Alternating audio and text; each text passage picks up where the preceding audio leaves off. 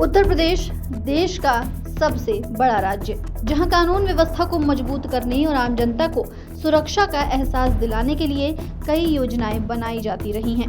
इन्हीं योजनाओं में से एक है यूपी पुलिस की 112 नंबर सेवा।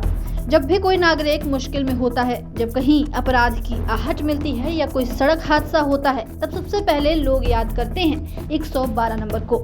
ये नंबर सिर्फ एक हेल्पलाइन नहीं है, बल्कि इसे सुरक्षा का दूसरा नाम कहा जाता है। लेकिन सवाल ये है कि जिस सेवा पर जनता का भरोसा टिका है, वही सेवा आज कितनी सक्षम है?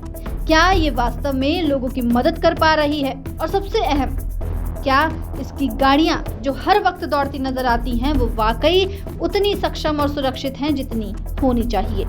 हकीकत कुछ और ही बयां करती है। उत्तर प्रदेश में 112 नंबर की पुलिस गाड़ियों की हालत आज बेहद खस्ता हो चुकी है। यहाँ गाड़ियां कभी कानून व्यवस्था संभालने के लिए गर्व का प्रतीक मानी जाती थीं, लेकिन अब ये खुद मरम्मत की मोहताज दिखती हैं। प्रदेश भर में हजारों की संख्या में 112 की गाड़ियां तैनात हैं। ये गाड़ियां गांव-गांव, शहर-शहर, हाईवे और गलियों में जनता की सुरक्षा का भरोसा दिलाती हैं। लेकिन आज इन गाड़ियों की हालत देखकर लगता है कि मानो ये अब जनता की नहीं, खुद अपनी सुरक्षा के लिए भी लायक नहीं बची।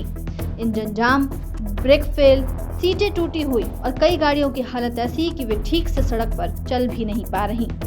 जरा सोचिए, जब कोई नागरिक 112 पर कॉल करता है तो उम्मीद होती है कि पुलिस मदद के लिए समय पर पहुंचे, लेकिन जब गाड़ियों की हाल ये है कि वो रास्ते में ही रुक जाए, तो फिर उस सेवा का मतलब ही क्या रह जाता है?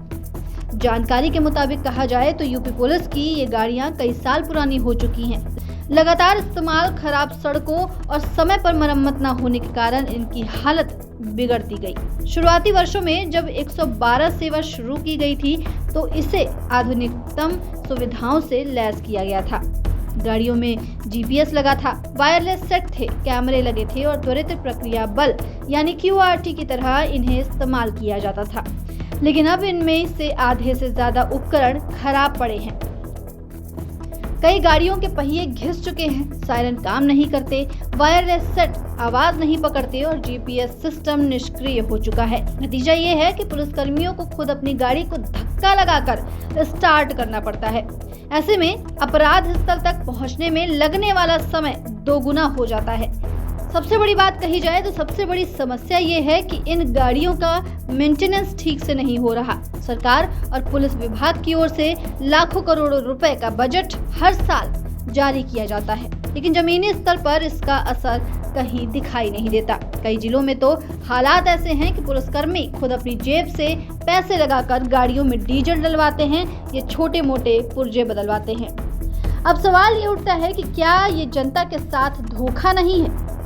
जिस सेवा को जनता की जान बचाने और अपराध रोकने के लिए शुरू किया गया था, वही सेवा अब भ्रष्टाचार और लापरवाही की भेंट चढ़ रही है।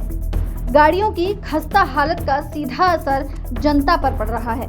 कई मामलों में देखा गया कि 112 की गाड़ी समय पर मौके पर नहीं पहुंच पाई और नतीजन ये हुआ कि अपराधी फरार हो गए। सड़क हादसों में घायल तड़पते रहे, लेकिन मदद देर से पहुंची। ग्रामीण इलाकों में तो हालत और भी खराब है। जहां सड़कों की स्थिति पहले से ही बेहद बदतर है, वहां इन टूटी फूटी गाड़ियों का चलना और भी मुश्किल हो जाता है। यूपी पुलिस की 112 सेवा को सरकार ने एक ब्रांड की तरह प्रचारित किया था।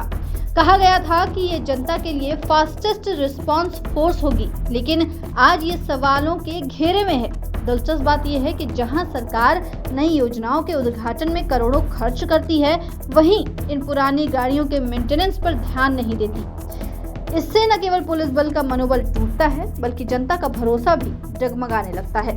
पुलिसकर्मी भी अब ये मानने लगे हैं कि गाड़ियों की हालत दिन ब दिन बिगड़ती जा रही है। कई बार वे खुद इन गाड़ियों में सफर करते हुए डरते हैं, क्योंकि उन्हें पता है कि अगर अचानक गाड़ी ब्रेकडाउन हो गई तो न सिर्फ वे अपराधी को पकड़ने से चूक जाएंगे, बल्कि खुद भी मुश्किल में फंस सकते हैं। आज जरूरत है कि सरकार इन सब मामलों को गंभीरता से ध्यान दे। 112 नंबर की सेवा को पुनर्जीवित करने की जरूरत है। नई गाड़ियों की खरीद, पुराने वाहनों का आधुनिकीकरण और समय समय पर मरम्मत अनिवार्य है। इसके बिना ये सेवा मात्र औपचारिकता बनकर ही रह जाएगी। वास्तविकता यह है कि जनता आज भी 112 नंबर पर भरोसा करती है। लोग सोचते हैं कि फोन करने के बाद पुलिस कुछ ही मिनटों में उनके पास पहुंच जाएगी, लेकिन जमीन पर सच्चाई अलग है। कई बार लोग शिकायत करते हैं कि गाड़ी देर से आई और कई बार लोग कहते हैं कि कभी आई ही नहीं। ये भी ध्यान देने योग्य है कि उत्तर प्रदेश जैसा विशाल राज्य, जहां कानून व्यवस्था हमेशा चुनौती बनी रहती है, वहां पुलिस की इस तरह की लापरवाही खतरनाक साबित हो सकती है। अपराधी हमेशा मौके की तलाश में रहते हैं और अगर पुलिस की गाड़ियां समय पर ना पहुंच सकी तो अपराधियों का मनोबल और बढ़ेगा। आज सवाल सिर्फ गाड़ियों की हालात का नहीं है, सवाल है कि जनता की सुरक्षा का, सवाल है सरकार की जिम्मेदारी का, सवाल है उस बजट का जो उन गाड़ियों के रखरखाव के नाम पर हर साल खर्च किया जाता है।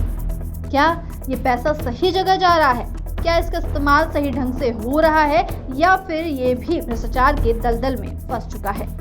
जनता ये जानना चाहती है कि आखिर कब तक यूपी पुलिस की 112 नंबर गाड़ियां इसी तरह सड़क पर रेंगती रहेंगी? कब तक जनता मदद के लिए फोन करेगी और गाड़ियां रास्ते में ही रुक जाएंगी? कब तक अपराधी इसका फायदा उठाकर भाग निकलेंगे?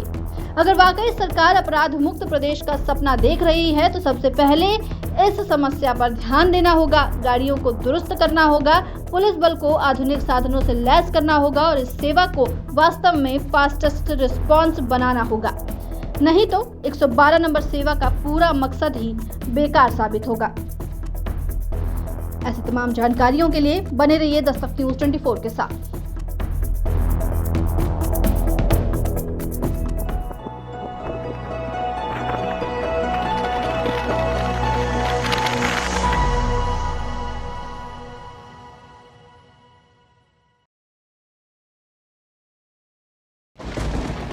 Every drop is a promise of life.